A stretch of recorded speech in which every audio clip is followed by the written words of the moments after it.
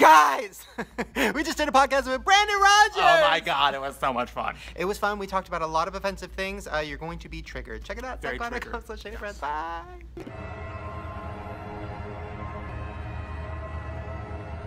Hey, what's up you guys? Yes, welcome back to another conspiracy theory video. Now, I just have to give you guys a huge warning. This video is going to involve some incredibly dark and deeply disturbing theories. And some of them aren't even theories. Some of them involve suicide, Hurricane Harvey, and child molestation. So I'm warning you up front, this is going to be a very, very intense and possibly triggering video. And if you want to click off and leave, I completely understand. But for those of you who decided to stick around, I warned you. We're going to be talking about the dark, dark world of child molesters in Hollywood. So first, let's talk about Elijah Wood. So Elijah is a huge actor, and he's most known for The Lord of the Rings. But he's been in Hollywood since he was a little kid. I mean, do you remember when he was really little and he was in that movie Flipper? What's his name? His name is Flipper. Well, not that long ago, he came out and said that he believes that there's a conspiracy to cover up all of the big Hollywood agents, managers, and directors who are molesting young actors. Okay, now first let's talk about a documentary that came out a couple years ago called An Open Secret. Now this documentary talks about all the child abuse that goes on in Hollywood that nobody talks about. It was even marketed as the film Hollywood doesn't want you to see. Now this isn't just some random documentary that some like crazy conspiracy theorist like me would have made. This was directed by Amy Berg, and she's been nominated for an Oscar for another documentary she made. So clearly, she knows what she's talking about. And the stuff in this documentary is dark. You'll get signed by a label, you can star on Disney Channel. You know, what kid wouldn't want that, right? So there's a bunch of stories in the documentary about child stars who are molested by their managers and their agents. And there's even one moment where one of the child stars is secretly recording his manager while he talks about him molesting him. I remember you asked me if I ever did anything with a guy before. I was not interested at 12. You're not recording this, right? Now, one of the most intense parts of the documentary is when it tells the story of a man named Brian Peck. Now, Brian Peck is an actor that's been in a ton of kids' TV shows. You might remember him from All That. Pickle Boy. His pickles taste bad.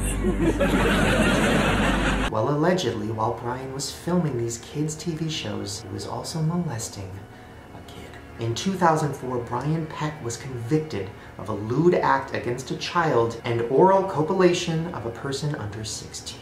Now, in the court documents, it says he was charged with 11 counts. Lewd act upon a child, sodomy of a person under 16, sexual penetration by a foreign object, and many more. Well, he served 16 months in prison, and then he was released. Now, you would think after that he would be banned from Hollywood, right? 2 years later, he was back on TV. And not just any TV, he was back on kids' TV. That's right, after being convicted of molesting a child, they put him on a kid show. So in 2006, he had a part on The Sweet Life of Zack and Cody. And the creepiest part, he played the voice of a mirror that told underage kids how they look. Okay, these are the nicest things I own. What do you think of this one? This one? I don't think so. Yeah, literally the voice of a mirror. You can see his name in the credits. They weren't even hiding it. And the things they had him saying as the mirror honestly feel so creepy after you know his past. I'm here to take you on a little trip. Come on. Step into me. Okay, I think you've been going a little heavy on the glass cleaner. Trust me on this, sweetie.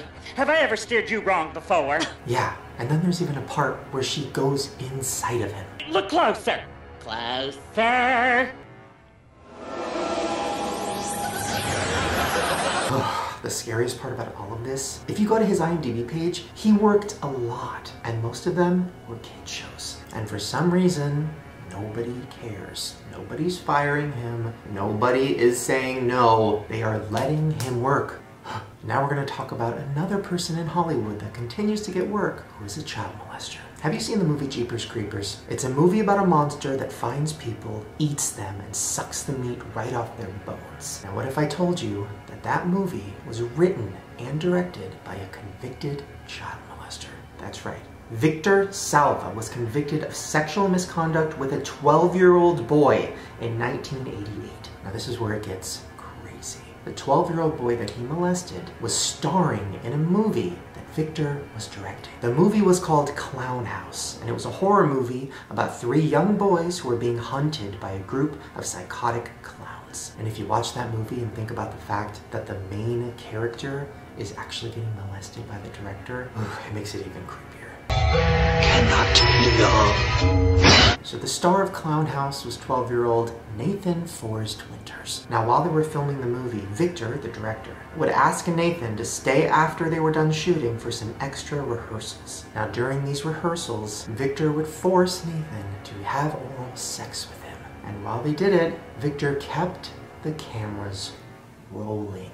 He wanted to keep the footage for his child porn collection. Now eventually Nathan told his parents what was going on, and the cops raided Victor's house. They found a bunch of child porn, including the tapes of Nathan giving him oral pleasure. Now Victor was sentenced to prison after this and only had to serve 15 months. That's right, 15 months for literally raping a 12-year-old that he was filming in a movie. What? Well, you would think after that he would be done.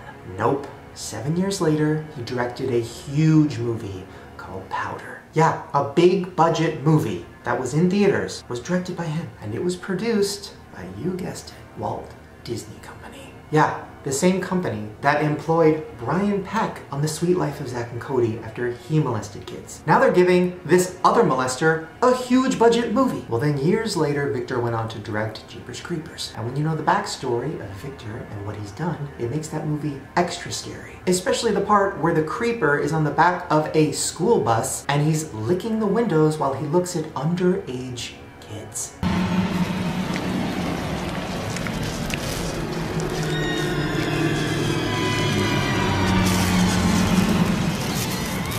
Well, now Victor has a new movie coming out, Jeepers Creepers 3.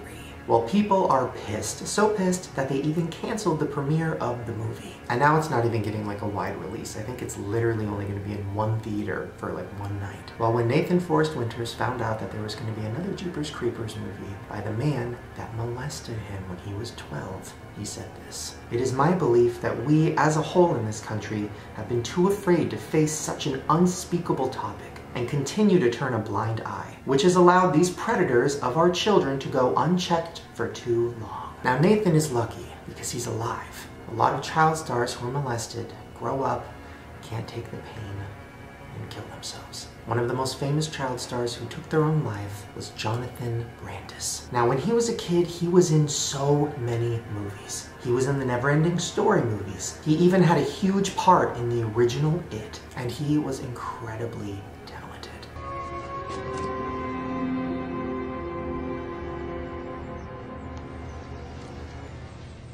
Georgie.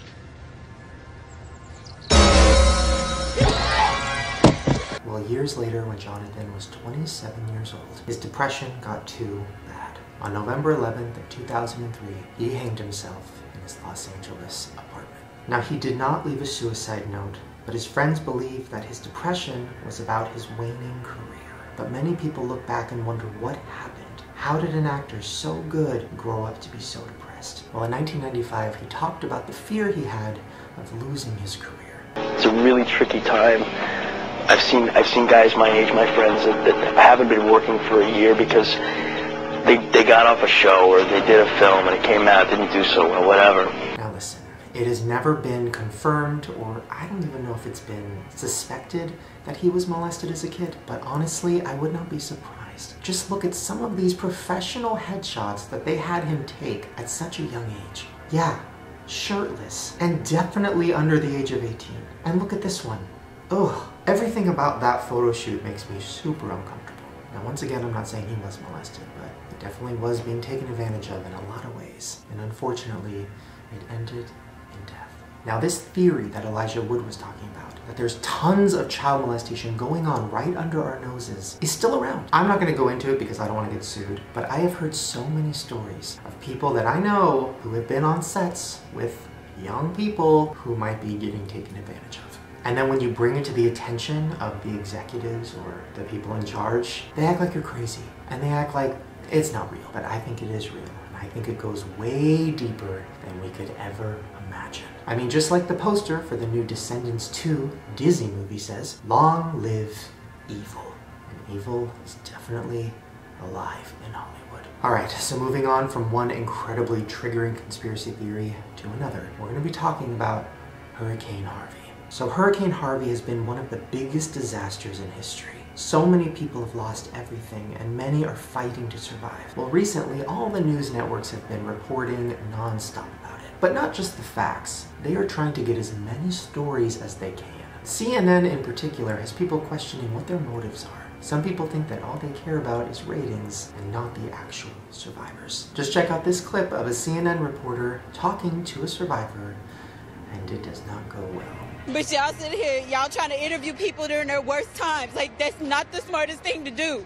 Like, people are really breaking down, and y'all sitting here with cameras and microphones trying to ask us what the f is wrong with us. Well then, something else happened on CNN, and it was bizarre. Look at this. Get out, dude!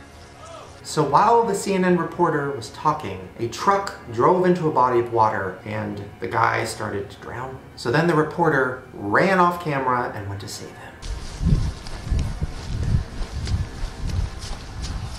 Hold on, I'm trying to get you a rope. And then he saves the guy and instantly starts interviewing him about the experience. This man just accidentally drove into a ravine that looked like a road, didn't it? Yeah. Well, a lot of people think that this was fake and that it was staged so CNN could get a big story and get more ratings. So first, I want to show you a clip of the reporter running to go save the guy. And check out what color shorts he's wearing. Yeah, khaki shorts. Okay, well now let's look at the clip of him actually saving the guy. What color shorts is he wearing now? You alright? No, ma'am. Yeah, very confusing. Literally khaki shorts and now black pants. So did they cut the camera when they turned to the sign and then put him in a different outfit and save the guy, or was that a stunt guy? There's a lot of questions. Now listen, I am the world's biggest conspiracy theorist and I love them. This one, I do not believe. Now I believe that CNN has faked a lot of shit, but this one in particular is very touchy, and also there is some evidence to show that it's not real. So CNN is saying that the reporter and the producer of this segment were both wearing the same red jacket. And you can see it here. They clearly are wearing the same jacket. So they think that the person in the khaki shorts was actually the producer, and he was standing watching everything happen. Now I believe that. I don't think this was fake. I do feel like it was weird that he interviewed him right afterward, but CNN should not be surprised that we're questioning this. I mean, how are we supposed to believe anything we see on the news, considering how low they'll go for ratings? I'm so and sorry, you really trying to understand it with the microphone still in my face. Alright, last but not least, we're going to be talking about something that I have not heard about in a while. We're going to be getting an update on Marina Joyce. So as you remember, back in 2016, Save Marina Joyce was taking over the internet. So Marina was a YouTuber that made videos in her bedroom. And back before the Save Marina Joyce thing took over, she was pretty normal. Hi guys! I said that I would do a glitter eye makeup tutorial for you guys because I think people like to look at my glittery eyes, and I really want to show you guys how I do my glitter eyes. I think it looks awesome. Alright, so she talks a little fast and she's a little quirky, but definitely nothing worth worrying over. Well then a year later, videos like this started popping up and freaking everybody out. Hey guys, so today I'm advertising Style You and I'm advertising their clothes. So this is me just advertising their clothes. Now that video has 40 million views, mainly because people were so confused. How did this normal girl turn into this robotic person? Well, that's when the theories started blowing up. The main theory was that there was somebody keeping Marina captive, and they were drugging her and forcing her to make videos to make money. Because most of the videos she was putting out at this time were all sponsored by weird companies. And then in this shot, you can see, as she's filming with the product, there's a hand on the side of the frame holding a cue card. What to say. And yeah, I love you guys so much. This is the clothing company that I'm advertising, and this is the dress that I'm wearing. Yeah, creepy. And that's just one of the theories. There were millions. Well, then she did an interview with Philip DeFranco where you could tell maybe she was just dealing with some stuff. People stopped worrying and started thinking, well, maybe she's just going through it. Well then, I didn't hear anybody talking about her at all. And it's been a year. So I decided to go back to her channel and see what was going on. And I was shocked. Marina Joyce is normal again. Hi guys! So today's video is talking about, am I pretty enough? So this is based around society and society's beauty standards, and I just wanted to talk a little bit about how everybody is beautiful. Yeah, she's speaking clearly, she's acting normal. She's also making videos about topics that are important and interesting. I mean, look at this one. She's even more normal in this one. Hey guys, so today's video I'm doing how I did my makeup in high school, and this is just an emo kind of look, so yeah, I hope you guys enjoy this video. What? Why is nobody talking about this? Why is nobody like, oh my god, Marina Joyce is a person again? I mean, literally a year ago, she was like this. And this is my garden. I'm going to show you around my garden. And now, she's like this. Hi my beautiful people, so today I'm doing a video called Facts About Me. Wait, what was that? Illuminati confirmed. No, I'm just kidding. But in all seriousness, I was very intrigued by this. Like, this girl seemed to be controlled by the Illuminati or the government or drugs, and now she's literally fine, totally normal. Nobody's talking about it, and nobody's asking, hey, what happened?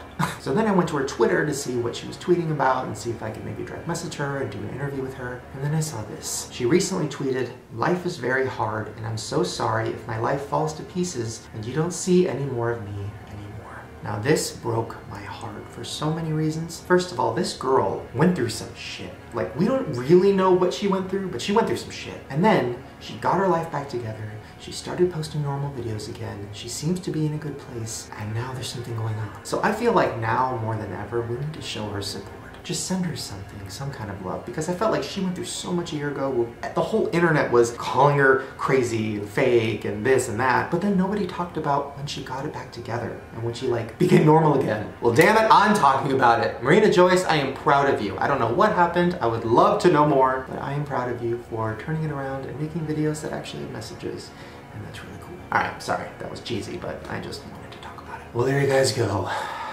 That was a lot. Once again, I just want to say I'm sorry if this triggered anybody, but honestly, as a victim of abuse myself, I feel like it's important to talk about it, and if you don't, it just keeps going unnoticed, and I just felt like I really wanted to make this video. So hopefully you guys enjoyed these conspiracy theories, and hopefully they didn't upset you too much. If you want more dark theories like this, please let me know, give me a thumbs up, and I will make more. Also make sure to subscribe to my channel and hit the notification bell because I make new videos every day. And if you want to see all my other conspiracy videos, I will put a link to a playlist right at the top of the description below. I have some more fun ones about like Taylor Swift and Harry Styles and happy things.